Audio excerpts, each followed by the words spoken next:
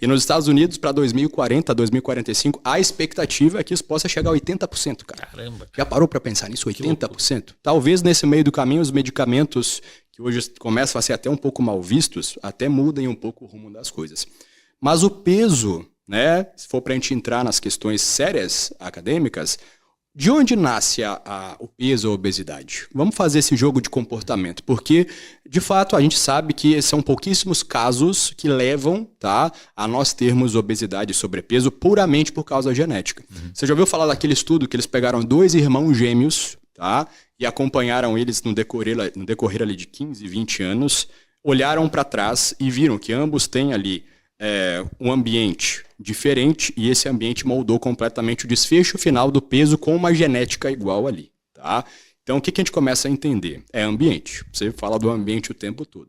Mas quando a gente fala de ambiente, sabe o que é mais curioso? Parece óbvio quando eu estou conversando aqui, quando eu estou conversando com Wesley, mas talvez mais de 90% dos meus pacientes que têm sobrepeso e obesidade, eles não observam e não sabem e não têm, talvez, a percepção do ambiente que eles estão inseridos. Sabe uma coisa que é curiosa? A gente não gosta de rótulos, a gente não quer chamar a pessoa, você tem obesidade, você é portador de obesidade. Não é para rotular alguém, mas é uma coisa que ela precisa começar a ter mais consciência. Porque vira e mexe, eu atendo pacientes de 1,75 m com 110, 120 quilos e, eu estou um pouco acima do peso. Não é um pouco acima do peso, é muita coisa, né? E não é para te criticar por isso, mas é para acender a ideia de, olha, se eu ficar assim, eu talvez vou viver 10, 15 anos a menos, talvez. Tem trabalhos divergentes, mas a questão é que a gente tem mais morbimortalidade, mais doenças e morremos mais cedo.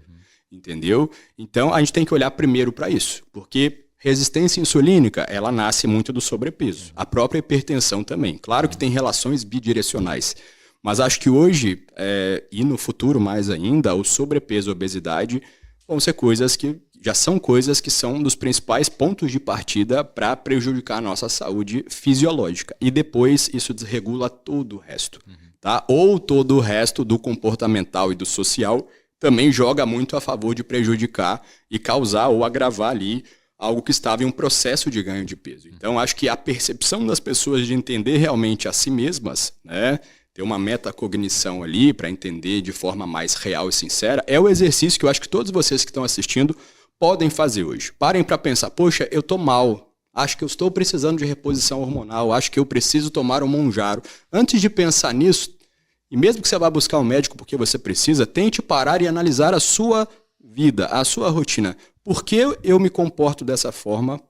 Talvez seja uma resposta que a gente não vai ter a resposta propriamente dita, mas tente entender melhor questões mais entrelaçadas ou causais dentro dos seus comportamentos que te levaram aonde você está hoje. Porque nós, como médicos bons, a gente não quer só te dar uma prescrição, a gente quer identificar isso ou ajudar você a identificar isso para que você consiga, de fato, agir na raiz do problema e não só ali no curativo. Igual, por exemplo, eu estou cortando um ramo de uma praga numa plantação lá em cima, não estou arrancando ela pela raiz lá embaixo, ou pelo menos visualizando que o problema está lá embaixo, para eu criar uma solução conjunta como profissional da saúde ali para resolver aquilo. Entendeu? Então o ganho de peso é O ganho de peso, eu acredito, Wesley, que hoje ele é o principal ponto de partida, junto com os problemas de saúde mental, que eu até queria ter uma discussão sobre a sua visão em relação ao que eu penso, já que a gente vai fazer um papo mais opinativo, porque assim, eu sempre tento observar o comportamento humano em uma sociedade evoluída em relação ao comportamento animal propriamente dito. E quando a gente para pensar em relação a convivências em grupos, desde a época que nós deixamos de ser nômades e começamos a construir pequenas sociedades, isso foi crescendo até com Guerra Fria, boom, interconectividade, eu não acho que nós tivemos tempo hábil o suficiente para aprender a lidar com tanta evolução nessa geração que a gente está. Vou fazer um parênteses rapidinho, uma coisa que eu estava conversando com o Igor Eckert há um tempo atrás, que foi curiosa, porque, por exemplo, Wesley, como que você acha que vai ser um homem normal, ou seja, dentro da média dos homens, daqui a 1.500, 2.000 anos, quando nós não estivermos mais aqui? Claro que muita coisa pode mudar, mas se a gente partir do pressuposto que as coisas vão seguir linearmente, como que você acha que vai ser um homem daqui a 1.000, 1.500 anos? Cara, eu chutaria que como se fosse uma interação entre Você tá falando, dá pra viajar aqui, né? Claro, é para isso que eu tô... Eu chutaria que vai ser uma interação, uma simbiose entre máquina e Também ser concordo. humano. Uhum. Muito provavelmente sem sair muito de